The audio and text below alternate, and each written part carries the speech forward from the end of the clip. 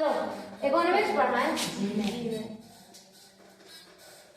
देखो इकोनॉमिक्स में 3 क्षेत्र हैं, प्राथमिक, द्वितीयक और पूरी चीजें इन्हीं के आगे पीछे घूमती है, समझ गए? घूमती है। अब प्राथमिक क्षेत्र में सबसे ज्यादा इंपॉर्टेंट कौन सा क्षेत्र है? कृषि क्षेत्र। आज आप लोग कृषि क्षेत्र को डेप्थ में समझ लो, ठीक है? अब कृषि क्षेत्र है सबसे ज्यादा प्राथमिक क्षेत्र में काय पे फोकस कर रहे हैं? कृषि क्षेत्र में। अब इसमें जैसे दूसरे क्षेत्र भी उभर के आ रहे हैं, जैसे कौन? मत्स्य पालन आ रहा है ना, मछलियों को हम पालने लगे। पहले मछलियों को जो मत्स्य पालन होता था उतना सिस्टम से नहीं होता था, अब इनके भी जाले आने लगे, मतलब इनको भी सरकार क्या कर रही? प्रमोट कर रही और बढ़ावा दे रही। दूसरी चीज क्या है? ये डेयरी वगैरह, दुग्ध वगैरह, ये भी अच्छा चल रहा है, लेकिन सबसे ज्यादा काय पे चल रही? कृषि। क्योंकि हमारे यहाँ की जनसंख्या सबसे ज्यादा काय में लगी? कृषि। लेकिन सबसे ज्यादा चिंता का मुद्दा क्यों है? क्योंकि इसमें सबसे ज्यादा लोग लगे हैं और सबसे कमाए कहाँ से है? कृषि से। और सबसे कम लोग कहाँ लगे? सेवा क्षेत्र में। और आय कहाँ ज्यादा है? सेवा क्षेत्र में। तो चिंता का विषय है। तो जो यहाँ पे लोग लगे हैं, पहले तो हम इनका क्या करें? कृषि क्षेत्र को मजबूत बनाएं और यहाँ के लोगों को हम कहाँ ले जाएं? द्वितीय और तृतीय क्षेत्र में। अब जो प्राथमिक क्षेत्र में कृषि क्षेत्र आता है, प्राथमिक क्षेत्र में कृषि आता है, तो हमें पता होना चाहिए कि हमारे यहाँ 3 प्रकार की फसलें होती हैं। क्लियर है? खरीफ, रबी, जायद होती है। अब कुछ चीजें आपको क्लियर होना चाहिए कि जैसे मध्य प्रदेश की अर्थव्यवस्था पर ने पढ़ा। मध्य प्रदेश में अपन को क्या पता है कि मध्य प्रदेश में गेहूं ज्यादा होता है। क्या होता है? गेहूं ज्यादा होता है। तो गेहूं में पानी की ज्यादा मात्रा लगती है कि धान में? धान में के गेहूं में? धान में पानी ज्यादा लगता है। अब अगर आपको पता है कि खरीफ की फसल कौन है और रबी की और जायद की फसल कौन है, तो आप लोग एक चीज थोड़ा सा ब्रॉड तरीके से सोचा करो कि जैसे लिया आपने क्या? धान। क्या लिया? धान। और लिया क्या? गेहूं।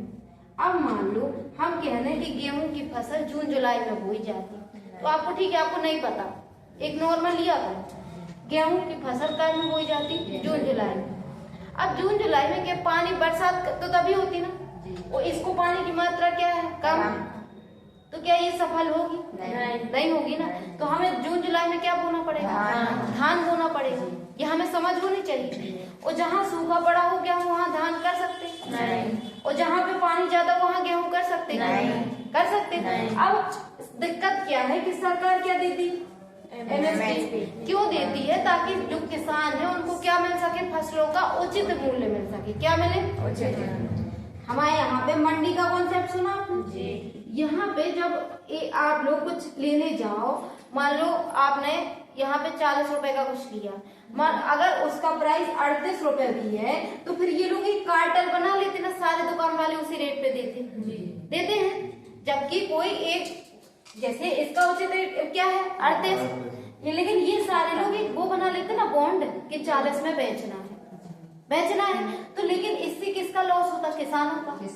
किसका होता? किसान। तो जब ये मंडी में जाते तो इनकी फसल क्या हो? एक इतने रेट पे बेच जाए, जैसे जो किसान कोई फसल उगाता है तो उसका एक मूल्य भी तो लगता है। वो दवा खरीदता है, बीज खरीदता है, एक मेहनत भी। आपको चार चीजों की जरूरत पड़ती? श्रम, भूमि, पूंजी।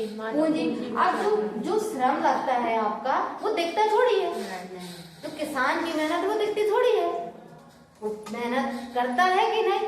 तो कम से कम जब उसकी फसल को बेचा जाए तो वो एक न्यूनतम मूल्य तो निकल आए कि जो उसने लगाया हो वो तो निकल आए। इसीलिए सरकार क्या लाती है? Minimum support price. क्या लाती है? Minimum support price. जब ये MSP देती है सरकार, तो हमारे यहाँ किसान क्या करते हैं? इसकी लालच में आ जाते हैं। काय पे आ जाते हैं? लालच। और ये किसकी फसलों को देती? 24। और सबसे ज्यादा कौन सी फसलों को देती? गेहूं और धान। अब हमारे यहाँ किसान क्या करते हैं कि जिन फसल को MSP ज्यादा मिलता है वो उगा देते। फिर वो परिवेश नहीं देखते कि हमारे यहाँ की मिट्टी कैसी है, हमारे यहाँ पानी की व्यवस्था कैसी है। इसलिए फिर क्या होता? दिक्कत आती है। क्या होती है?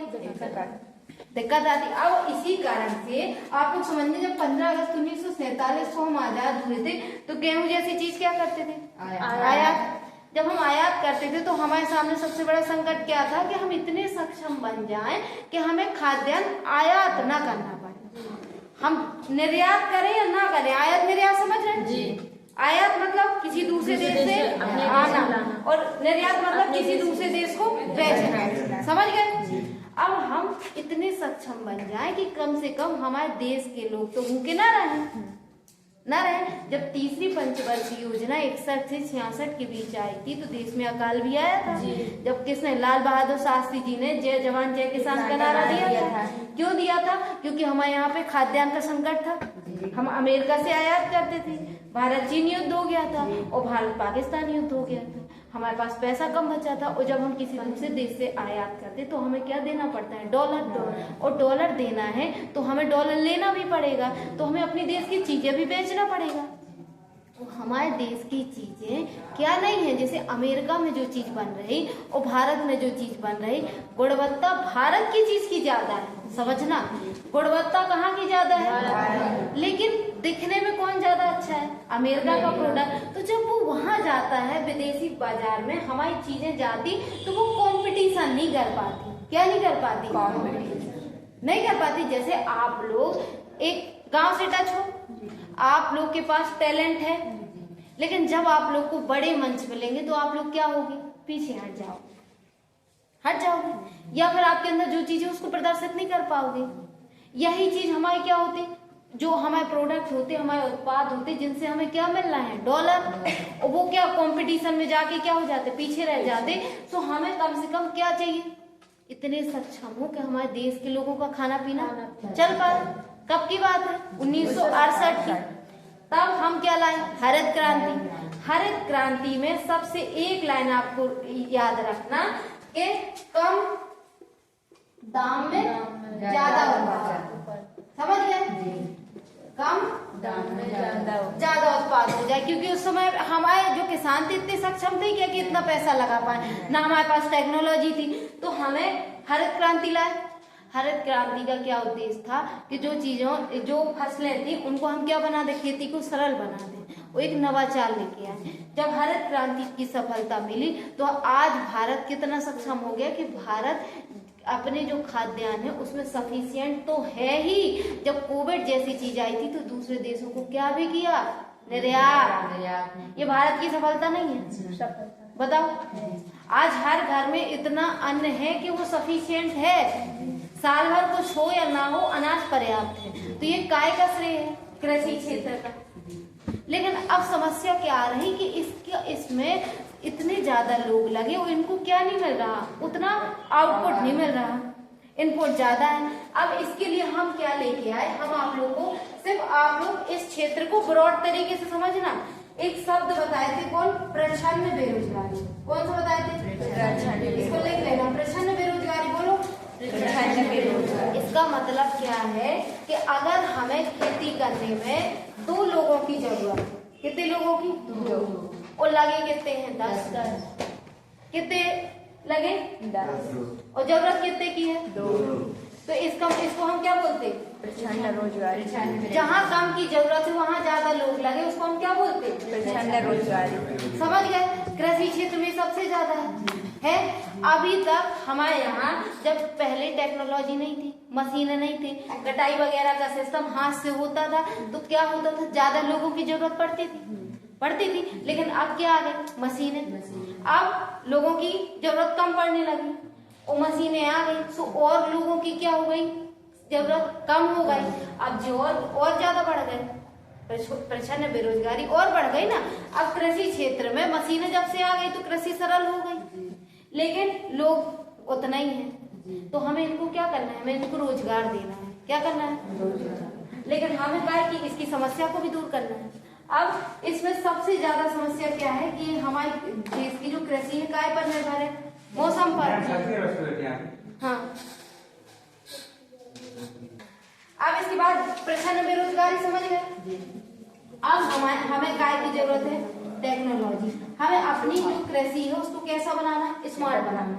कैसा बनाना? स्मार्ट। तो इसके लिए हमें कैसे बनाना पड़ेगा कि सबसे पहले जब वो होती है क्या, खेती होती, पहली फसल कट गई, दूसरी उगाने के लिए हमें बीज की जरूरत होती है जी, बीज की जरूरत होती है, तो हम क्या लेने जाते, पैसा लेने जाते जी, ठीक है। तो हम लोन जो लें वो कहाँ से लें, गवर्नमेंट से लें, गवर्नमेंट से लें। अब हम जब लोन लेने जाते तो जो हम गवर्नमेंट से लेने जाते तो किसानों को क्या करती है सरकार, कम ब्याज दर पे देती है जी, काय पे देती है, कम ब्याज दर पे। लेकिन जो हमारा किसान है वो पढ़ा लिखा नहीं है, नहीं, तो वो क्या करता है कि बैंक जैसी संस्थाओं में जाने से हिचकिचाता है, क्योंकि हमारे यहाँ जो उस पद पर बैठे होते उनके अंदर क्या होता, एक भ्रष्टाचार है, एक लाल फीता और एक अफसरशाही है, तो हमारा किसान क्या होता है, डर जाता है। तो वो यहाँ से जो संस्थागत तरीके वहां से क्या करता है, लोन नहीं लेता है। और जब यहाँ से लोन नहीं लेता है तो वो किससे लेता है, साहूकारों से। जब साहूकारों से लोन लेता है तो क्या इनको कोई रेगुलेट कर रहा है, आप दो व्यक्ति के बीच क्या बात हुई किसी को पता है क्या, पता है क्या, तो वो क्या बनाते हैं, प्रेशर बनाता रहता है, जरूरत पे तो पैसा दे देता है। और दूसरी बात है कि जो बैंकों से लोन मिलता है वो एक लंबा समय लेता है, किसानों के पास उतना टाइम नहीं, तो हमें इसको सुधारने की जरूरत है। जब आप लोग आंसर लिखेंगे कृषि क्षेत्र में समस्याएं, तो ये आपको लिखना है जी, समझ रहे, हमें क्या बनाना पड़ेगा, जो उनको ब्याज मिले वो कैसे मिले, आसान तरीके से मिले ना, ज्यादा जैसे मान लो किसान पढ़ा लिखा है नहीं तो हम अपने नियमों को सरल बना सकते, या फिर हम किसी ऐसे व्यक्ति को बिठा सकते, जैसे मान लीजिए कोई बैंक है, आपने बुंदेलखंड रीजन में बैंक है, यहाँ का जो किसान है वो नहीं समझता लैंग्वेज, तो हम किसी बुंदेलखंडी व्यक्ति को बिठा सकते कि इनको तुम समझा दो, ऐसे ऐसे काम होना है, ये करवा दो, तो चीज में एक मध्यस्थता आ जाएगी।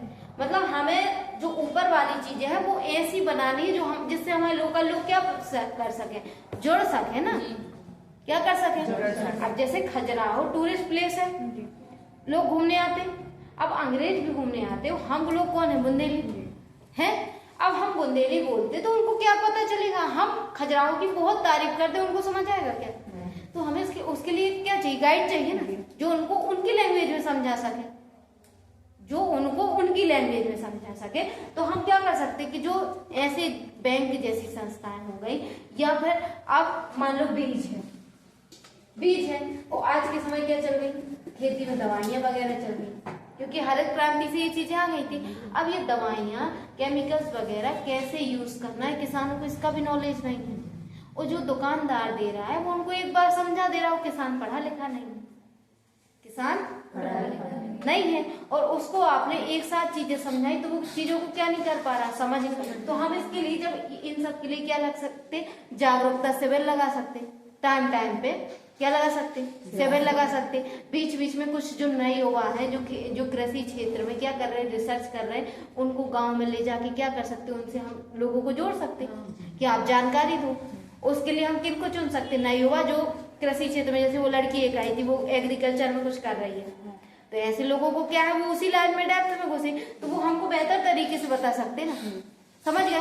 अब हम इसको अपनी जो कृषि है इसको क्या टोटल हटा दें, मौसम पे निर्भर नहीं रहना, काय पे नहीं रहना, मौसम हमारे हाथ में है क्या, हमारा जो खेत है हम इसमें क्या करें, मेन जो एरिया उस पे अपनी जो हमें उगाना है उगा दें, हम दूसरे ऑप्शन भी तैयार रखें, क्या रखें, दूसरे ऑप्शन भी तैयार। जैसे बुंदेलखंड में पानी की समस्या है तो हम ऐसी चीजों पे फोकस करें जिनमें पानी कम लगता है, वो भी तो है। इसके बाद ये हो गया अपना एग्रीकल्चर का। अब इसके बाद सरकार क्या कर सकती है, सरकार द्वारा स्टेप क्या लिए जा सकते हैं, सरकार क्या करे कि एमएसपी जो है एमएसपी बढ़ाए, जो 24 फसलों पे देते हैं तो इन ज्यादा फसलों पे करें, और कुछ फसलों पे ज्यादा फोकस करती है, गेहूं और धान पे, तो और जो अदर फसलें उन पे भी फोकस करे तो किसान क्या होगा, प्रोत्साहित होगा ना, समझ रहे हैं। अब सरकार क्या करे, जैसे प्रधानमंत्री किसान सम्मान योजना है, 6,000 रुपए मिलता है साल में, और उसी के साथ मुख्यमंत्री सम्मान योजना है तो 4,000 उसका मिल जाता है, 10,000। तो जो ऐसी योजना लाए तो ये सुनिश्चित करे कि उचित किसानों को इसका लाभ मिले, क्या मिले, लाभ मिले। अब सरकार जो जैसे एग्रीकल्चर में टेक्नोलॉजी आ गई, मशीनें आ गई, तो जो मशीनें हैं वो बहुत महंगी आ रही है, तो सरकार सपोर्ट कर रही है, लेकिन क्या है कि इनका एक उचित तरीके से क्या हो, बंटवारा, समझ गए। अब हमें प्रच्छन्न बेरोजगारी सबसे बड़ी समझ में आई। अब हमें प्रचंड बेरोजगारी दूर करना है, तो हम इनको कहाँ ले जाएं? उद्योग क्षेत्र में। कहाँ ले जाएं? उद्योग क्षेत्र में ले जाएं। अब अगर ये प्रचंड बेरोजगारी दूर करना, तो हम यहाँ भी इनको ले जा सकते, कहाँ? डेयरी में ले जा सकते कि नहीं? आजकल 60 रुपए किलो दूध मिल रहा है जी। पनीर कितना है? 300 रुपए किलो है। तो यहाँ घी वगैरह कितना है? 1000 रुपए किलो मिल रहा है ना। तो हम इस क्षेत्र को भी क्या कर सकते, जितना किसानी है, मतलब हम दूसरे क्षेत्रों, किसी एक चीज पे क्या ना रहे, तो हम दूसरे क्षेत्रों पे भी बराबर ध्यान दे सकते हैं। समझ गए? आप एग्रीकल्चर में, एग्रीकल्चर समझ गए, सबसे पहले किस क्षेत्र में आता है? प्राथमिक क्षेत्र में आता है। प्राथमिक क्षेत्र में आता है कृषि की 3 प्रकार की फसलें होती हैं, रबी, खरीफ, जायद होती हैं। इसके बाद हमारी जो कृषि है वो काय पे निर्भर करती है? मौसम पे निर्भर करती। और मौसम क्या है? हमारे हाथ में है क्या? नहीं। तो किसान क्या करता है? कहाँ से लोन लेता है? साहूकारों से। जब साहूकारों से लोन लेता है तो क्या वो समय पे चुका पाता है? नहीं। जब नहीं चुका पाता है तो वो क्या होता है? कर्ज के तले दब जाता है जी। और उसका कोई रिस्पॉन्सिबल नहीं रहता, तो फिर वो क्या कर लेता है? सुसाइड जैसी समस्याएं कर लेता है। तो हमें इनको बचाने के लिए क्या करना है? क्या करना है? एक क्षेत्र, किसी एक पर निर्भर न हो, और हमें अपनी कृषि को मौसम के आधार पर न बना के हमें बहुत चीजों पे, एक साथ मल्टी चीजों पे ध्यान देना होगा। हमें साथ में डेयरी वाली चीजों को भी बढ़ाना होगा, हमें बागवानी सब्जी वगैरह पे भी ध्यान देना होगा। कम से कम हमारे पास इतना हो कि हमारा चल जाए जी। समझ रहे हैं? जैसे जो प्रधानमंत्री सम्मान योजना, किसान योजना है, इनका क्या हो, उचित किसानों को लाभ मिल पाए। और जो हमारे यहाँ जो सरकार ऋण माफ कर रही, क्या कर रही? तो ऋण ऐसे लोगों का माफ हो जो वाकई में जिन किसानों को जरूरत हो। ये किसका माफ हो जा रहा है? जो अमीर किसान है जी। तो किसका माफ हो? जो गरीब किसान है। लेकिन गरीब किसान सरकारी संस्थाओं से लोन नहीं ले रहा है। उसका कारण क्या है? बैंकिंग सिस्टम, या हमारे यहाँ पे थोड़ा सा अशिक्षा, हाँ समझ सकते हैं, जो बीच में एक बैरियर क्रिएट कर रहा वो क्या है? अशिक्षा। तो हम ऐसे में क्या ला सकते, जैसे समय समय पे सिविल लगा सकते हैं ना। जो नए नए एग्रीकल्चर में रिसर्च हो रहे हैं उनकी क्या कर सकते, जागरूकता दे सकते हैं। अब जो एग्रीकल्चर में जो बच्चे रिसर्च कर रहे होंगे वो काय में बोलेंगे, वो इंग्लिश में बोलेंगे, और जो गांव के हैं वो काय में है, वो हिंदी में। तो हम इतना सुनिश्चित करें कि जो हम बोल रहे हैं वो सामने वाले को समझ आ सके। अब कोई राजनेता आके इंग्लिश में स्पीच दे जाए या बुंदेलखंडी में दे जाए या हिंदी में दे जाए, तो मैटर क्या करता है कि सामने वाली जनता आपको समझ पा रही है कि नहीं, कनेक्टिविटी आ रही है कि नहीं। जीतता कौन है? जो कनेक्टिविटी ला पाता है। समझ गए? क्लियर? ये एग्रीकल्चर क्षेत्र हो गया। अब हमारे यहाँ हमने सबसे बड़ी समस्या क्या देखी? प्रच्छन्न बेरोजगारी। प्रच्छन्न बेरोजगारी क्या है बताओ? जहाँ लोगों की जरूरत वहाँ 10 लोग काम कर रहे हैं, मतलब कम लोगों की जगह ज्यादा लोग काम कर रहे हैं, लगेंगे। अब जैसे शिक्षित बेरोजगारी का मतलब क्या है? शिक्षक पढ़े लिखे होने के बाद बावजूद भी जॉब न मिल पाना, तो हमारे यहाँ क्या है? बेरोजगारी है, चरम मुद्दा है जी। बेरोजगारी क्या है? चरम मुद्दा। बेरोजगारी एक बहुत बड़ा मुद्दा है। कारण क्या है कि हमारे यहाँ अर्थव्यवस्था कौन से नंबर पे जा रही? तीसरे नंबर पे जा रही। लेकिन हमारे यहाँ PhD किया हुआ बच्चा कांस्टेबल का पेपर दे रहा है, दे रहा है ना। अगर कहीं सिपाही की जॉब निकल रही है पोस्ट, तो उस पर PhD का बच्चा अप्लाई कर रहा है। ये देश का दुर्भाग्य है, उस बच्चे का? किसका दुर्भाग्य? देश का दुर्भाग्य है ना। इसने जो अपना समय यहाँ दिया होगा उसका यूज कहाँ होना चाहिए? बड़े लेवल पे होना चाहिए। वो कहाँ वो यहाँ खपत कर रहा है?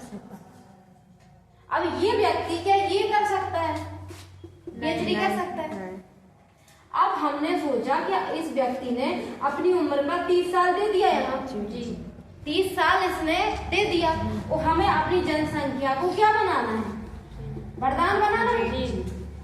जैसे आज जो हम लोग करेंगे, जो पढ़ेंगे, वो देश ही को फायदा मिलना। वो अगर आज हम लोग नहीं पढ़ेंगे, हम अगर अस्वस्थ रहेंगे, हमारा विकास नहीं होगा, तो देश का नुकसान है। दोनों में देश, जैसे इंडिया टीम वर्ल्ड कप जीती किसका नाम होगा? भारत का। हारती किसका नाम होता? भारत का।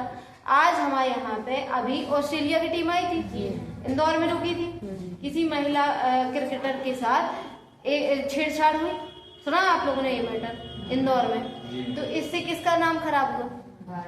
भारत का खराब हुआ। किसका हुआ? भारत का। और जब किसी नेता ने कमेंट किया तो उसने क्या बोला कि जब भारतीय महिला टीम को बाहर निकलना चाहिए तो सूचित जानकारी तो देना चाहिए, मतलब आपको जानकारी देना चाहिए, आप साथ चलते तो माहौल अच्छा रहता। इससे आप और क्या संदेश दे रहे हैं बताओ ना आप लोग, कि हमारे यहाँ पे कोई, जब तक आपके घर में कुछ हो रहा ठीक है, लेकिन अगर आपके घर में कोई विदेशी मेहमान आ रहा, ऑस्ट्रेलिया जैसी टीम आ रही और वो लड़कियां बाहर जा रही, हमारे यहाँ छेड़छाड़ हो रही, तो ये हमारे देश के लिए शर्मनाक है कि नहीं? है कि नहीं? हमारे देश के लिए कितने लोगों ने बलिदान दिया है। अगर हम कुछ अच्छा ना कर सके तो खराब तो ना करें, अगर हम सहयोग ना दे सके तो क्या ना करें। जैसे हम जो सरकारी दीवार है उनको पेंट नहीं कर सकते, ना हम साफ कर सकते, लेकिन हम पान से थूके तो ना, हम बाथरूम तो ना करें। गलत कह रहे हैं? ना करो ना, तुम्हें नहीं करना सफाई नहीं, हम कम से कम जैसे डस्टबिन यहाँ गंदगी डली मत आप साफ करो, लेकिन जो हम कर रहे हैं वो तो डाल दें। आज हमारे यहाँ अधिकार सबको पता है, लेकिन इसकी बात कर्तव्य की कोई नहीं कर रहा। काहे की नहीं कर रहा? हर बहू को, हर समाज में सबको क्या चाहिए? अधिकार। तो भैया ये भी तो है आपको, जब ये करोगे तो ये तो अपने आप हो जाएंगे, लेकिन इस पे कोई बात नहीं करना। कल आप लोग जो मौलिक कर्तव्य है ना 11, वो याद कर लेना और उन्हें ऐसे याद करना कि वो आपके जीवन में ढल जाए। उसमें कोई बड़ी चीजें नहीं लिखी है, टेंशन नहीं लो। उसमें पता है क्या लिखा है? हम संविधान का पालन करें, उसके आदर्शों संस्थाओं को बनाए रखें, राष्ट्र की सेवा करें व आवश्यकता पड़ने पर देश की रक्षा करें। ये चीजें लिखी।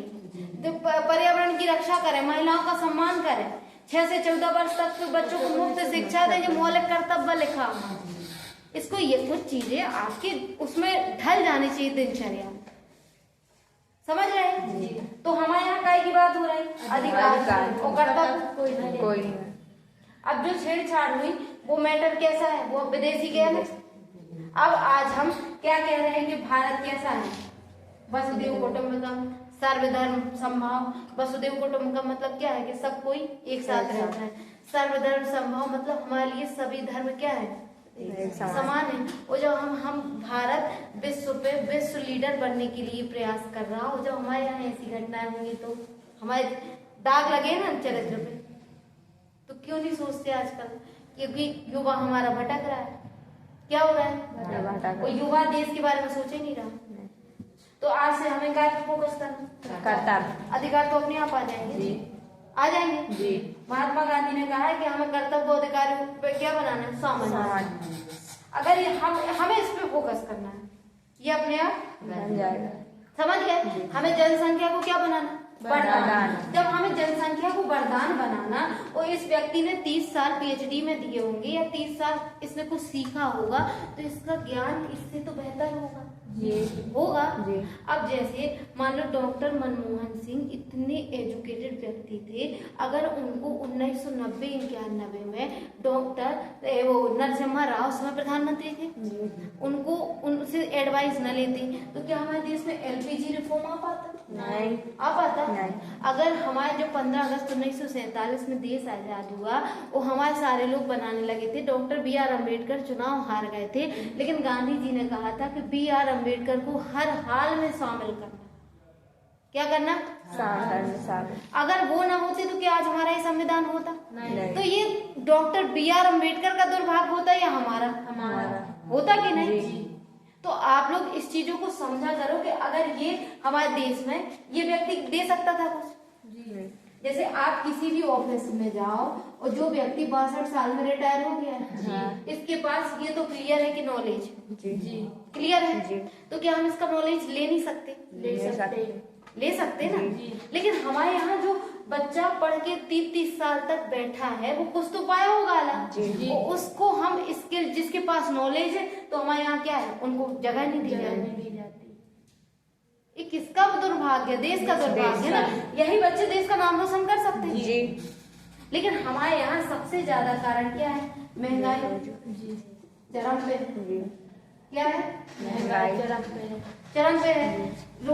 बेरोजगारी में क्या है? सरकार क्या चाह रही है? हर सरकार एक हिसाब से राजनीतिक इच्छा शक्ति की कमी है। क्या है? राजनीतिक इच्छा शक्ति की कमी। आप लोग समझना, जब चुनाव आते हैं तो सारे काम कैसे एक एक सेकंड, एक एक दिन में सॉल्व हो जाते हैं। और जब चुनाव नहीं रहेगा तो फिर आपके एक एक मुद्दे कितने 4 साल 5 साल चलते हैं। अगर हमारे यहाँ एक्यूरेसी आ जाए तो फिर क्या चीजें बनेगी? जैसे आज आपका मैटर गया और इसका निपटारा जल्दी हो जाए तो क्या होगा? आपको क्लियरिटी आ जाएगी ना कि ये नहीं हो रहा है, फिर आप अगली जगह अपनी ऊर्जा लगाओगे। कुछ चीजें जो होती हैं वो दिखती नहीं। जैसे आप लोग इस देश के भविष्य हो, 18-19 साल के हो, अगर आप लोग को सही शिक्षा मिल जाए और सही स्किल मिल जाए तो तुम सभी देश में कर सकते कंट्रीब्यूट। अलग लोग थोड़ी आना है। आप लोगों को अगर क्या मिल जाए सही स्किल, जैसे आप सबको अच्छे स्मार्ट तरीके से कंप्यूटर सिखा दिया जाए, टेक्नोलॉजी डिजिटल इंडिया तो चल रहा है हर जगह। आप ही लोग एक एक दुकान खोल लो और सारे जो ऑनलाइन फॉर्म भरे वो एक मिनट में भर दो तो कितने जल्दी काम होंगे कि नहीं? तो हमारे यहाँ पे काय को बढ़ावा दिया जा रहा है? स्किल को। लेकिन स्किल को बढ़ावा देने के लिए जब व्यक्ति 30 साल एजुकेशन करके आ रहा तो हमारे यहाँ गरीबी हमारे काय में है, संरचना में है ना। क्या हमारे यहाँ हर पिता में इतनी क्षमता है कि वो अपने बच्चों को 30 साल बैठा के सिर्फ पढ़ाता रहे? नहीं है ना। हमें दूसरे काम भी तो देखना है। और 30 साल पढ़ने के बाद फिर भी आपको जॉब ना मिले तो जो व्यक्ति पढ़ाना भी चाहेगा क्या वो पढ़ाएगा अपने बच्चों को? नहीं। तो ये किसकी दिक्कत है? तो हमें सबसे ज्यादा, हम आपको बताए थे काय पे फोकस करना चाहिए। कल बताए थे आधारभूत अधोसंरचना, बताए इंफ्रास्ट्रक्चर। काय पे बोलो? अधोसंरचना। इसको इंग्लिश में क्या बोलते हैं? इंफ्रास्ट्रक्चर। इंफ्रास्ट्रक्चर पे फोकस करने की जरूरत है। लेकिन क्या है कि इसके कारण राजनीतिक पार्टियां क्या होंगी? हार जाएंगी ना। ये क्योंकि इस पे आप निवेश करोगे, इसका परिणाम आपको एक लंबे समय में दिखेगा। जैसे आपको कॉलेज खोलना, आपको कोई संस्था खोलना तो क्या आप एक दिन में खोल लोगे? नहीं। आप प्लान बनाओगे, फिर उसके लिए पैसा इकट्ठा कर। जैसे बनारस वो हिंदू विश्वविद्यालय खुला था, क्या एक दिन में खुल गया होगा? नहीं। 1910-11 में मदन मोहन मालवीय निकले थे और बना करता 16, घर से 10 रुपए लेके निकले थे, लेकिन बनाया ना 16, तो समय लगा। लेकिन इतना समय है क्या हमारे पास? नहीं है क्या? और जनता कैसी है हमारी? जनता अपने पावर को नहीं समझती। हमारे संविधान में क्या लिखा है? हम भारत के लिखा है ना, सारी पावर हमारे पास है। लेकिन किसको मतलब है? नेताओं को मतलब है। नेताओं को क्यों मतलब है? क्योंकि उन्हें पावर मिल रही है, उन्हें सत्ता मिल रही। सत्ता किसको बुरी लगती? किसी को लगती है क्या? और इंसान हमारे यहाँ जो मैक्सिमम जनसंख्या वो गरीब है, वो भैया कहाँ लड़ने, उसको अगर वो बैठ जाएगी लड़ने के लिए तो उसको भूखी नहीं रह जाएगी, उसका परिवार मर नहीं जाएगा, तो वो कहाँ से देश के मुद्दे उठाएगी। और जो पढ़े लिखे लोग हैं वो चुप है। समझ रहे? ये सब चीजें आप लोग, जैसे आपकी जो इकोनॉमिक्स है, आप ऐसे हर मैटर को क्या किया करो, इंक्लूड किया करो। जैसे अर्थव्यवस्था है, अच्छी कब चलेगी? जैसे आपके तीनों क्षेत्र अच्छे हो जाए। बेरोजगारी, अभी नेपाल में विद्रोह हुआ था, कारण था सबसे बड़ा बेरोजगारी। वहां पे जो अच्छे अच्छे बच्चे थे उनको कॉलेज की फीस भरने के लिए लोन लेना पड़ रहा था। और हमारे यहाँ शिक्षा कैसी होनी चाहिए? शिक्षा ऐसी होनी चाहिए, शिक्षा सबसे सस्ती होनी चाहिए। कहो क्यों? क्योंकि ऑलरेडी नहीं पढ़ना चाह रहा आपको, और भविष्य कैसे है? शिक्षा से। जो दूरगामी परिणाम देगा वो शिक्षा देगा, या फिर आपको फ्री मुफ्त वाली चीजें। जैसे सरकार आपको मुफ्त में स्कूटी बांटते और मुफ्त में किताबें बांटते, कौन बेहतर? किताब। लेकिन जब शुरुआत में देखने में कौन अच्छी लग रही है? स्कूटी। सोचो ना आप लोग, तो शिक्षा पे, तो शिक्षा तो इतनी सरल होनी चाहिए कि उसके लिए इंसान को क्या ना करना पड़े, मेहनत ना करनी पड़े। अब आप लोग के पास रिसोर्स की कमी है, और अगर आप लोग को क्या मिल जाए, रिसोर्स मिल जाए, तो पता है क्या इसी क्लास से कौन कौन क्या बन के निकल जाए? बनोगे? अब ये अर्थव्यवस्था में समस्या समझ में आ गई। प्राथमिक द्वितीयक तृतीयक क्षेत्र को क्या करते हैं हम? सिस्टम से बना रहे हैं। कृषि क्षेत्र में सबसे ज्यादा कहाँ लगे लोग? और जहाँ पैसा कहाँ ज्यादा है? सेवा में। अब हम क्या कर रहे हैं? धीरे धीरे दूसरे क्षेत्र को भी मजबूत बना रहे हैं ना। जैसे स्टार्टअप, मेक इन इंडिया, आत्मनिर्भर भारत जैसी चीजें किसके लिए ला रहा है? दूसरे क्षेत्र के लिए। जो द्वितीय क्षेत्र है ना, यहाँ हम उद्योगों को बढ़ावा, क्योंकि हमें एक पे निर्भर नहीं रहना। जो सेवा क्षेत्र में उनको रोजगार मिल रहा है, जो पढ़े लिखे हैं, जो पढ़े लिखे, जिनके पास स्किल है, वो कहाँ आ रहे हैं? वो द्वितीय क्षेत्र में आ रहे हैं ना। समझ गए? अब आज अगर आपके पास क्या है, स्किल है, तो आप पीछे हो क्या? अगर आप इंग्लिश में इंग्लिश से आता है काम करना, ऑनलाइन करना, ये सारी चीजें आ रही तो पीछे हो क्या? नहीं। समझ गए?